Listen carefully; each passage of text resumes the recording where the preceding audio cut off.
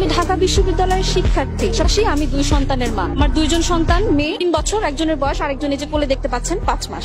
থেকে 15 থেকে 20 বছর পরে আমার এই 2জন মেয়ে বলে যে মা আমি নিজেকে মেয়ে মনে করছি না, আমি একজন ছেলে। তাহলে এই যে এত বছরের কষ্ট করে আমি যে পারলাম, আমি যে মূল্যবোধ গুলো দেওয়ার চেষ্টা করলাম, আমার যে ধর্মীয় শিক্ষাটা আমি দিলাম, এই শিক্ষাটা নিমিষেই কেন ধূলিসাৎ হয়ে যাবে? শিক্ষা ব্যবস্থায় কেন এমন কিছু আসবে যেটা পরিবারতন্ত্র, সমাজতন্ত্র নষ্টের জন্য দায়ী? পাশাপাশি আমার পরিবারের যে একটা সৌন্দর্য, বাবা মা, আমার বাবা মা তাদের একটা দায়িত্ববোধ আছে, মা হিসেবে তার কিছু দায়িত্ব আছে, বাবা হিসেবে তাদের দায়িত্ব আছে। হঠাৎ করে তাদের যে লিঙ্গের যে পরিবর্তন, তারা মনে করলো যে আমার বাবা বললো যে না আমি মেয়ে। কি আপনারা কেউ মেনে নিতে পারবেন কিনা যে আপনার বাবা আপনাকে বললো যে না আমি এখন থেকে তোমার মা, আর তোমার মা হচ্ছে তোমার বাবা?